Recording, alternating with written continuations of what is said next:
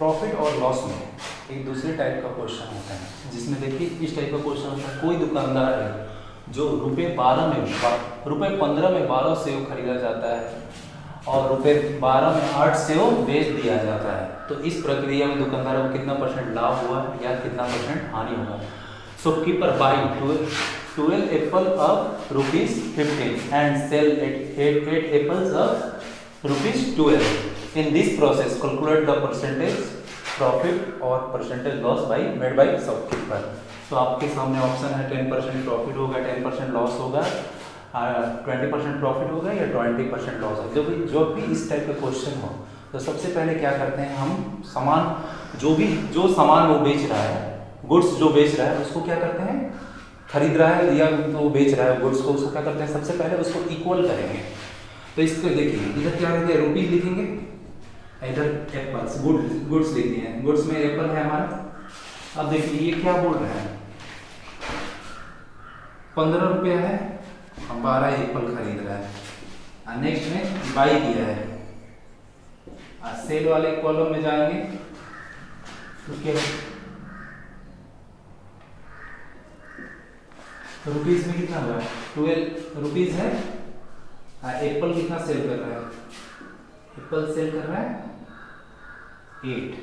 तो सबसे पहले हम बोले हैं इस टाइप के क्वेश्चन को अप्रोच करने के लिए जो गुड्स है उसको क्या करेंगे, इक्वल करेंगे। इक्वल कैसे होगा, इक्वल करने के लिए दोनों का हम एलसीएम लेंगे। जब दोनों का हम एलसीएम लेंगे तो हमारा एलसीएम क्या आएगा, 8 और 12 का एलसीएम लेंगे तो हमारा 12 आएगा, ठीक है, 24 आएगा, सॉरी 24 आएगा। अब देखिए हमको क्या करना है, गुड्स को इक्वल करना है। तो अब जानते हैं एलसीएम हमारा कितना है, 24 करने के लिए कैसे करेंगे, इसको 2 टाइम्स होगा, ये इधर 15 2 टाइम्स को मल्टीप्लाई करेंगे रुपीज में तो ये रुपीज हमारा 30 होगा। जब इसको गुड्स को मल्टीप्लाई करेंगे कितना हो जाएगा, 24 होगा। और इधर में देखिए अब इसको हमको 24 जो दोनों में कॉमन आ रहा था एलसीएम लिए, तो हमको गुड्स को कॉमन करना है। तो इसमें 3 से मल्टीप्लाई करेंगे तो ये कितना हो जाएगा, 3 से मल्टीप्लाई करेंगे तो 36 होगा, और इसमें जब 3 से मल्टीप्लाई करेंगे तो 24 होगा। हमारा क्या हो गया, यहाँ से हमारा गुड्स हो गया इक्वल हो गया, 24 हो गया। अब क्या हो रहा है देखिए, बाई क्या था, 30 रुपया बाई आपका 30 रुपया, सेल वैल्यू कितनी रुपये है, सेल ₹30 है।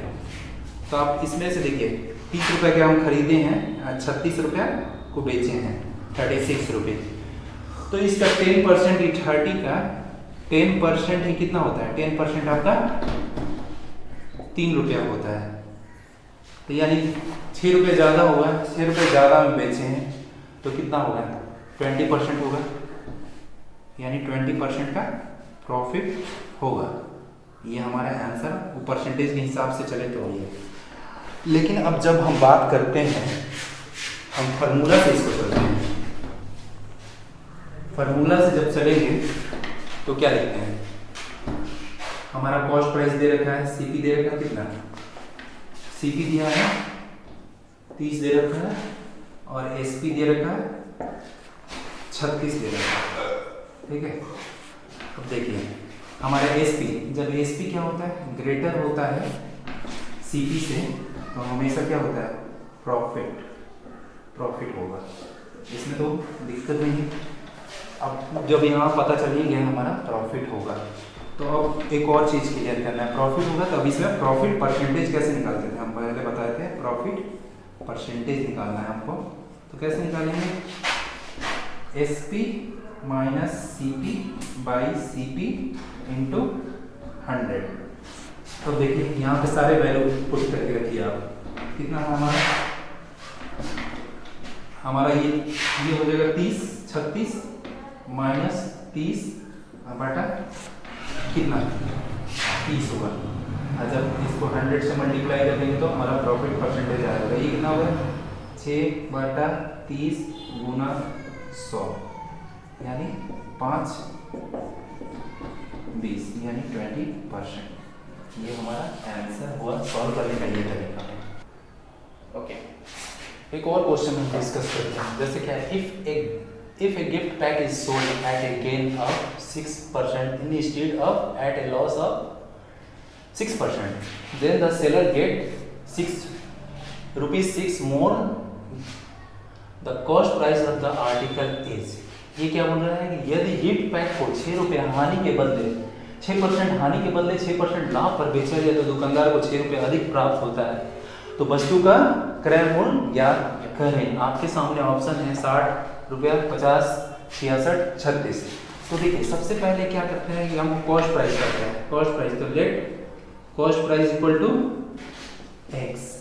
तो ये क्या बोल रहा है कि 6% मतलब लॉस के बजाय 6% प्रॉफिट पे बेचता है। जब प्रॉफिट पे 6% बेचेगा, प्रॉफिट पे 6% प्रॉफिट पे बेचेगा तो इसका सेलिंग प्राइस क्या होगा? S P equal to 1.06x, ये हो जाएगा सेलिंग प्राइस।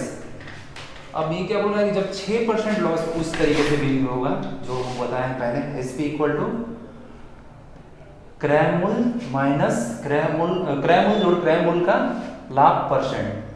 तो यहाँ पे लाभ परसेंट वाला उससे चला जाएगा सीपी प्लस सीपी का लॉस प्रॉफिट परसेंटेज। तो इस तरीके से इतना आएगा। और जब इसको 6% लॉस पे बेचा जाए, लॉस यानी लॉस पे बेचा जाएगा तो एसपी का वैल्यू कितना आएगा? एसपी की वैल्यू 0.94x आएगा। अब ये क्या बोल रहा है देखिए, जब 6% प्रॉफिट पे बेचते हैं तो इसका जो एसपी है बेचने थे 1.06 वो आया, उस तरीके से आया फार्मूला से। नहीं तो डायरेक्ट हम बताए थे ही आपको कि 6% 1.0 डायरेक्ट लिखिए। CP equal to percentage, SP equal to percentage decrease या percentage increase and to CP बताया था, उस तरीके से लिख रहा है। अब क्या देखिए, अभी दोनों का डिफरेंस क्या दे रखा है? दोनों का डिफरेंस करें, डिफरेंस दिया क्या है? कितना दे रखा है? ये x minus 94x equal to कितना दे रखा है? आपका क्वेश्चन बोल रहा है 12 दे रखा है। तो इसको सॉल्व करेंगे तो कितना आ जाएगा? देखिए 6 दूनी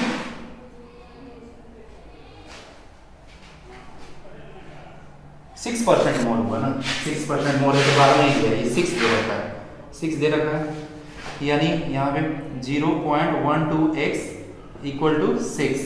तो x की वैल्यू हमारा कितना आ जाएगा? x की वैल्यू हमारा आएगा यहाँ से, देखिए x की वैल्यू होगा 6/0.12।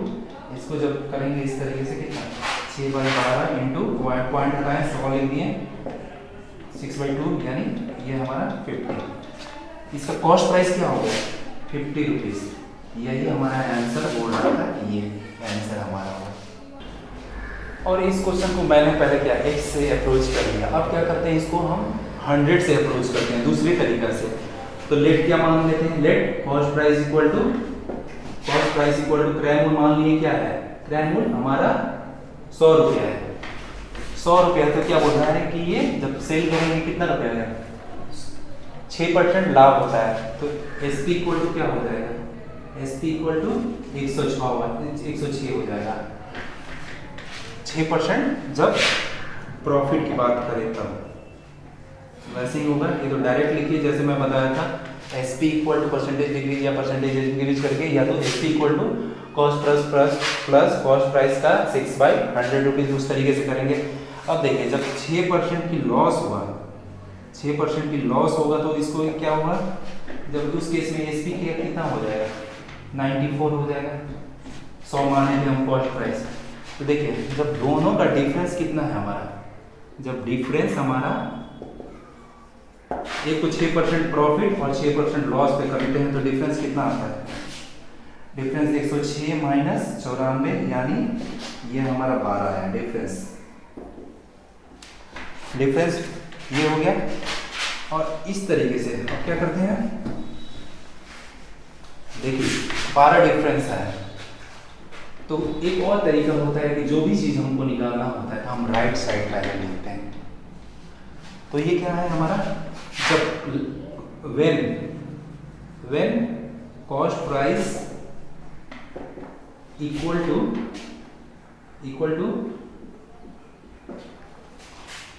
इक्वल टू 100 था, मैंने जूम किया था अभी 100 था, तो क्या था डिफरेंस 12 हो रहा है, यहाँ से मैंने निकाला है। तो देखिए जब 12 डिफरेंस है, जब 12 डिफरेंस है तो कॉस्ट प्राइस कितना आ रहा है, कॉस्ट प्राइस कितना आ रहा है इसका 100।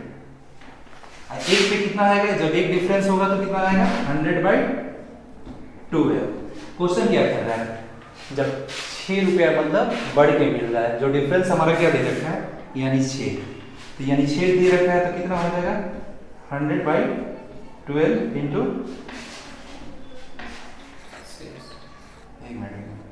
6 कॉस्ट प्राइस जो निकालना था 12 डिफरेंस 6, हाँ 6, ठीक है, ये 6 दूनी 2, ये 50, यहाँ से भी आपका 50 आएगा। इस तरीके से जो भी चीज़ निकालना होता है उसको हमेशा राइट साइड निकालते हैं। इसमें क्या दिया रखा है कॉस्ट प्राइस, तो उस तरीके से कर सकते हैं, जिसको राइट साइड में रखिए, ठीक है। और इसी क्वेश्चन को एक और तरीके से हम अप्रोच कर सकते हैं। जब स्केल होता है तो उसमें क्या होता है, स्केल में हम क्या करते हैं, एक्सिस होता है, एक ओरिजिन होता है, इधर पॉजिटिव एक्स एक्सिस होता है, इधर नेगेटिव एक्स एक्सिस, इधर पॉजिटिव वाई एक्सिस, ये उसमें स्केलिंग करेंगे 1 to 1 centimetre 2 centimetre dot dot, इधर से पॉजिटिव वाला इधर से। अब क्या कर रहा है कि 6, यहाँ पे मैंने स्केल ले लिया, ये 0 होगा कहीं पे, ये बोल रहा है कि 6% इसको प्रॉफिट, यहाँ पे 6 होगा, यहाँ पे प्लस यानी प्रॉफिट हुआ तो 6 इधर रखेंगे, 6 इधर लॉस हुआ, ये तो 0 है, लॉस हुआ है मतलब निगेटिव, तो दोनों का गैपिंग कितना हुआ 12% का गैपिंग हो रहा है, 6% लॉस 6% प्रॉफिट, एक तरह से 6% लॉस बोल रहा है, तो दोनों का गैपिंग कितना हुआ 12%। जब गैप है 12% गैप है तो उसका 6 रुपया अधिक मिलता है, ठीक है, 6 रुपया अधिक मिलता है। जब 1% की गैप होगा तो कितना होगा, 1% की गैप होगा तो 6/12। अब कोई भी चीज़ क्या होता है अपने आप में 100% होता है, तो 100% होगा तो ये 100%, जब ये हो गया तो ये देखिए 100 to 50, यहाँ से भी आंसर। ये सब क्वेश्चन जो डिस्कस कर रहे हैं इसका जो इस तरीके से अप्रोच है, हर क्वेश्चन का जो सेम ही चीज़ में चेंजिंग हो रहा है, तो ये परसेंटेज में भी बहुत ज़्यादा आपको हेल्पफुल होगा। मेरा ये क्वेश्चन का डिस्कस करने का 2-3 तरीका है कि आप ऑप्शन इस तरीके से बहुत ही यूजफुल होगा। एक और चौथा तरीका इसमें हम डिस्कस करते हैं, क्या करते हैं कि हम ऑप्शन से चलते हैं। ऑप्शन क्या मान लेते हैं, 50 मान लिए, ठीक है, मेरा 50 मान लेते हैं, ये सही होगा तो ये क्वेश्चन को सेटिस्फाई करेगा हमारा, ठीक है।